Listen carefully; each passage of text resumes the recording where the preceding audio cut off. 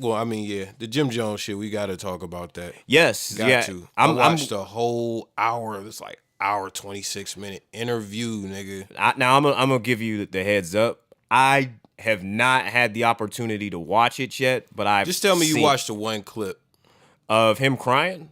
Basically, like the tear ran down so slow, you didn't even. It looked almost like sweat. I feel like I need to watch the entire interview to get the full context of what's going on. Yeah. I've seen clips. I have seen clips. I have seen memes, but I didn't sit down and watch the full hour and a half interview. Well, the whole thing about it, Dipset just been going through shit like forever, like for over 10 years, dog. For over 10 years, these niggas have been having friction. And they'll pop up in interviews and talk about each other. Cam talked about, he just said he was done with Jim, in a recent interview, and I forget what it was about. I think it had something to do pertaining to a concert or something like that, whatever. But, Jim, they let him go up there on Funk Flex. Now, before we get into it, I got to say one thing, because we really took a sloppy shit on Funk Flex. I will say this. When Funk Flex is really on his shit, he's a good interviewer. And I really felt like he conducted a really good interview that time. It's just when he get on the bullshit, I can't really, really like going at rappers who ain't did nothing to nobody. That shit is like lame to me. Right. But when it come to just the whole interview, it was basically about the history of Dipset, motherfucking Jim Jones, Cam, all that. And what it came down to was, I can't even tell you what it came down to. I watched the whole interview, but this nigga, I know he signed with Rock Nation. Smart move. Smart move, especially. People felt like, it was something going on with that because, they used to be enemies and shit, like the whole J beef.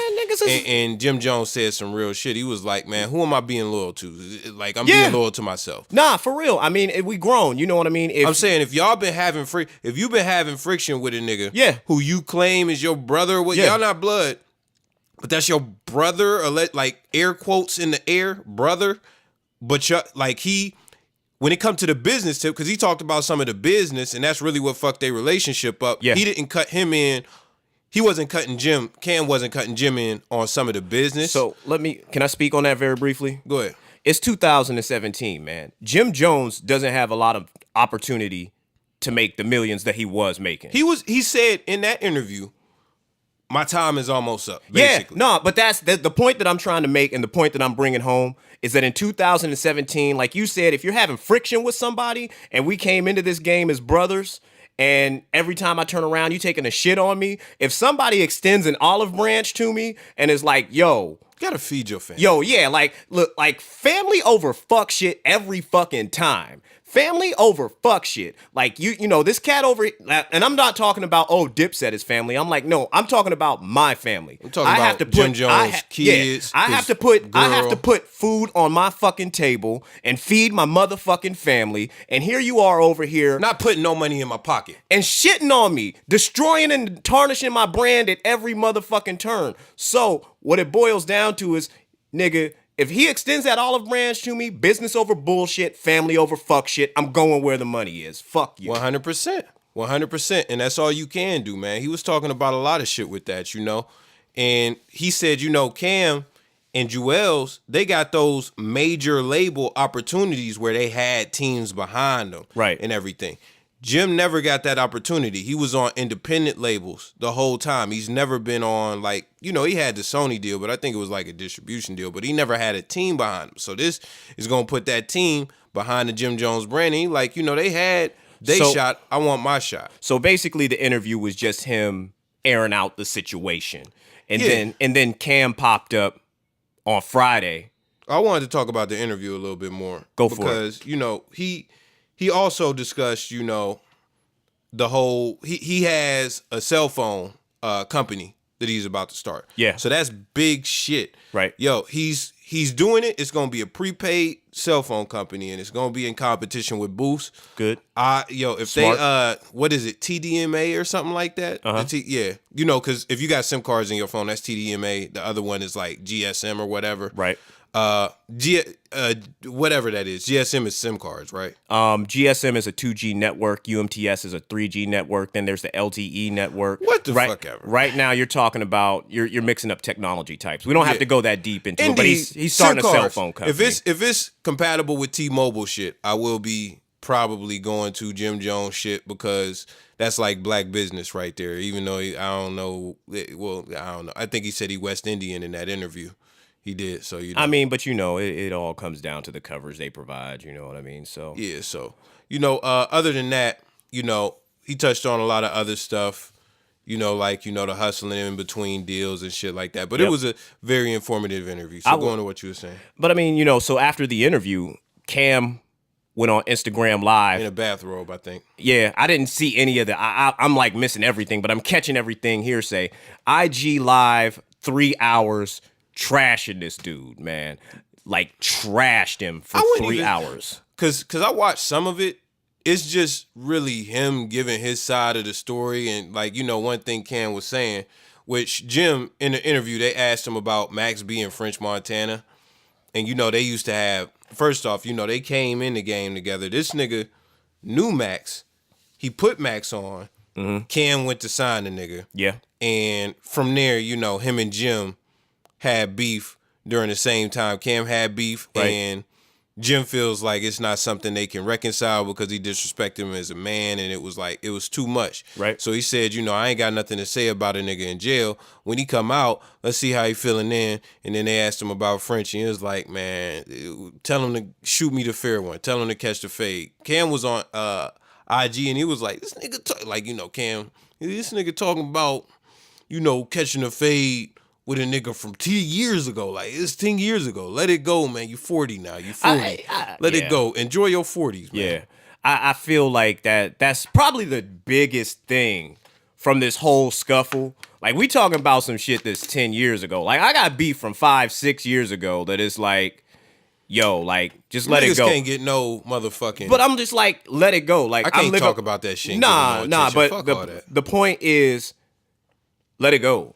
Nigga, I'm living my life. I'm doing my thing. I'm making my deals. I can't stay caught up on shit that happened X amount of years ago. And cats think that just because the millions are there, it's a different scale. Like, nah, it's business. You know what I mean? Like, okay, you had some bad business deals. You don't see motherfucking Steve Jobs talking about Bill Gates is gonna catch the fucking fade when I see him, those motherfucking windows. But see, this the whole thing, man, because it's their legacy, man. When it come down to it, like, even when Mace, because Mace, you know, he fucked with all of them, and he fucked with Cam heavy back before they knew each other the whole time.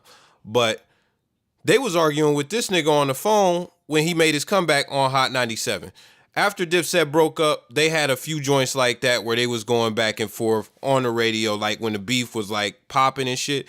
And, you know, they had the legacy and everything simmered all the way down for a few years. Then they did a reunion and sparked some of this shit back up. These cats can't go into the interviews without being asked about other Dipset members. They just can't shake that part of the legacy. So, you know, you got to address it on some level, but it just be like, you know, when niggas get to addressing it, other niggas feel some type of way, and it's always going to be a back and forth. Can I ask a question, related but unrelated? Still in the same lane of this conversation, because we're talking about legacy now, and I think that's really important in hip-hop. When we talk about legacy, because I had this conversation with somebody on Twitter, okay? Dipset legacy or G-Unit legacy? Which squad had the better run? Man, listen. He actually talked about that too before I get into... He talked about basically him, like, you know, what you call it? G-Unit was the hottest shit in the game when they was popping. Yeah, but, you know, the thing about it was Dipset, they was hot too, and Jim Jones was bridging that gap. And in the process of him bridging that gap, what's his name? 50 disliked some, what do you call it? Some nigga from a record label that Jim was on or whatever. Right. And Cam went at his neck and fucked up the whole Dipset G-Unit connection that could have happened. But G-Unit definitely was hotter, But Dipset got the legacy, man. See, that's what I said. I feel like G Unit sold more records, and that was my primary argument. It was a movement with Dipset, dog. Yeah, it was. Yeah, niggas was buying G Unit wife beaters, but niggas was trying to dress like Cam. Like, yeah, that's exactly what it was. I feel like G Unit sold more records. They were bigger. They had 50. They had platinum records. They had, like, every time I turned around, G Unit had something on the radio. Dipset had hits on a lower scale, but you didn't see people running around trying to dress like Tony Yayo. You know what I mean? Like, with Dipset, niggas was showing up in all pink. Niggas was showing up in all pink everything. Like, you know, like Lloyd Banks, he was known for spitting. Like 50 was just an animal, like on every level. Like we don't even really gotta discuss him. Like the nigga's a legend. Then you got Young Buck. He was popping. He was supposed to represent the South. All them three. We just gonna say that's the Holy Trinity. Tony Yayo was in there too. But them three that I mentioned had hits and they was fucking shit up. You even then throw Game in the mix. He was there for one album, but even the controversy between them kept G Unit hot. Yeah. So you got all that going on. But when you look at Dipset, like you got Cameron. You know, Cameron, we already talked about the pink. Like, you know, the nigga had, I think he had like some crazy type of Lambo or something like that. Yeah. You know, the nigga was fly. Like, he was an icon in Harlem. Like, the nigga was still like in the hood. I feel like them niggas originated wearing two different colored do-rags and a headband at the same time. Dog, they low-key did, but you got Jewels, he came in and his whole style was different. Nobody was rapping like that ever. Nobody was rapping like that. I'm not gonna lie to you. At the time, I thought it was poop because rap was in a different place. But in hindsight, I love that nigga's style. Like, I absolutely love it. Like, then you got Jim Jones. He came in, he had a whole different swag. Now, if you look at the beats they was using, like G Unit, they had Dr. Dre, Scott Storch, they had just hit makers. These motherfuckers found the Heat Makers. That's the name of the production group. And all the Chipmunk shit that you heard and stuff like that, and the Gladiator samples, that was them. Like, Kanye created the Soul Wave and shit like that. But the Chipmunk shit and everything like that, that was the Heat Makers. That was Dipset. That was they sound, along with the Gladiator sample shit. Like, they was really fucking shit up. Like, get 'em girl, get 'em daddy. Yeah. What was the other one? You know, Dipset Anthem. Like, nobody had did shit like that at that point in rap. So it's so many waves with the shit. Even, you hear I'm saying waves? Yeah. My nigga Max B is responsible for that. There would be no Max B without Dipset. Hey, facts. So it's so much culture behind Dipset. As far as G Unit, they're a phenomenal group. Yeah. Legends. But as far as the culture ain't there like the Dipset culture. Nah, not at all. But you know, we're talking about waves.